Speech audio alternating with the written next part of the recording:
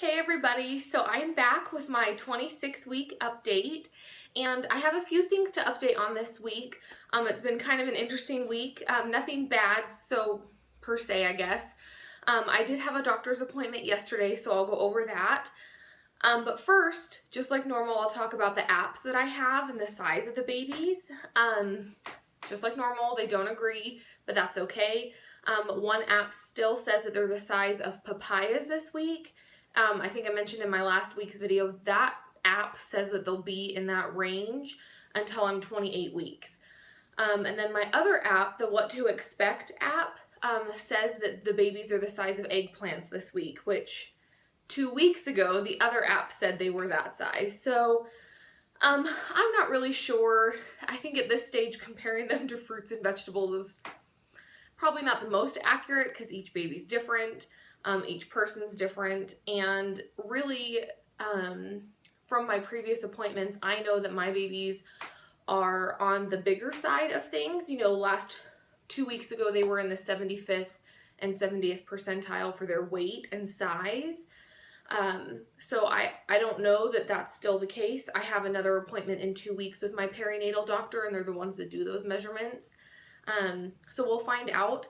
But right now, basically, the babies are supposed to be weighing right around 2 pounds, 2.2 pounds, and anywhere from 13 to 15 inches long. But as far as the weight goes, I know that my babies actually weigh more than that according to the ultrasounds and the measurements that they give. So I don't know exactly how accurate those measurements are by the apps, but it's fun to go by. I like reading them. So that's where we're at with the baby sizes. I would guess that based on everything that I've read, the babies are supposed to gain about 6 ounces a week, and they were both measuring 2 weeks ago almost 2 pounds already. So that would put them right around, 2 pounds, 12 ounces ish, which is pretty close to 3 pounds each. So I don't think that they're quite 3 pounds yet, but I know we're getting there. So that's kind of the update with that. This last week has been interesting. I have been feeling okay as far as typical pregnancy symptoms. I haven't had a migraine in a really long time, knock on wood. I've been feeling okay, except I had some kind of weird allergic reaction to something. I don't really know what it was. I finally gave in and called my doctor, and they're like, well, have you changed anything, eaten anything different? And I haven't changed like body wash. I haven't been eating anything out of the norm. But basically my entire chest, back, and like the lower part of my face broke out in these little red bumps, and then like these big blotchy spots all over. And it was miserable. It was super itchy, miserable. Like it sucked so bad. And we tried a few things.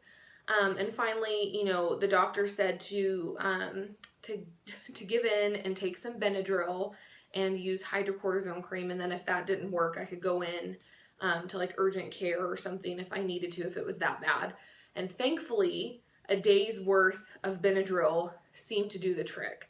I still am a little itchy in certain places, but as far as like an actual allergic breakout, that's gone. So I'm glad about that. I have no idea what caused it. No clue whatsoever, because like I said, I haven't changed anything. So that sucked. But other than that, this last week was pretty good. I did have my appointment yesterday, I mentioned, and that appointment went really well, except it was the glucose test appointment, and I felt so sick during that appointment. I had my appointment early in the morning, thankfully, because you have to fast for 2 hours beforehand, and so I went in, I was really hungry because I always eat first thing in the morning just to kind of keep myself from feeling queasy and nauseous and too hungry. So then they make you drink this really sugary drink, and I had the orange one, which I have heard is the better tasting of the flavors, and I don't know all of the flavors that are available, but I've heard the orange is a good one. And really it just tasted like a high C soda that you would get maybe at like McDonald's or something. But it was so sugary, and you know, having to drink it on an empty stomach, I felt awful. I felt so queasy and sick, and it just, oh, it was awful. I know, well, every, you know, pregnant woman has to go through that, so I won't sit here and complain about it too much, but really, like, I just felt awful. I had a normal checkup. Everything looks good. The babies looked good. I know I've mentioned before, I do get an ultrasound at every single appointment that I have, and that's just so my doctor can differentiate which baby she's hearing for the heartbeats, as opposed to listening just on a Doppler. She wouldn't be able to tell who is who. So that is all well. Everything is good. And then they took my blood for the glucose test, and I'll get the results back in about 5 days.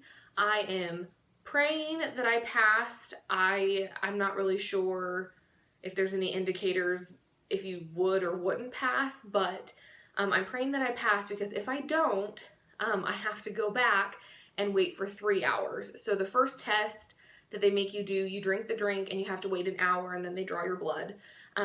If you don't pass that test, you have to go back, do it again, and instead of waiting 1 hour, you wait 3 hours.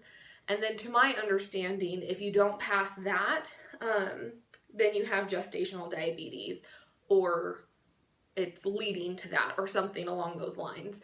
I haven't discussed a lot of that with my doctor just because we're not quite there yet. I guess I will discuss that if I didn't pass my glucose test, so we'll find out, and fingers crossed that I did. What else? Oh, so being 26 weeks, my doctor had prepared me, they gave me like a list of stuff.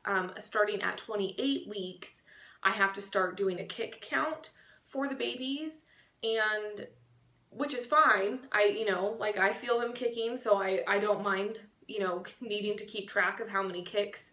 And basically what that means is that I have to make sure the babies are kicking at least 10 times within a 2-hour period. So I just have a little tracker to mark down, the 10 times that they kick within this 2-hour period each day. However, the tricky part with twins is, I asked my doctor, I was like, how am I supposed to be able to tell for sure which one is which? And she was like, it's going to be a little hard. So I guess the next 2 weeks are kind of my practice time. So anybody who has suggestions, please send them my way. The reason why it's going to be a little difficult, I feel like, for me is because Lila, our little girl, is transverse, which means she sits up top and sideways. So her head's over here, her body comes around this way, and her feet are here. And our little boy, Caleb, who sits down below, he's head down. So his body is facing down this way, his head's down below, and his feet are also in this same area.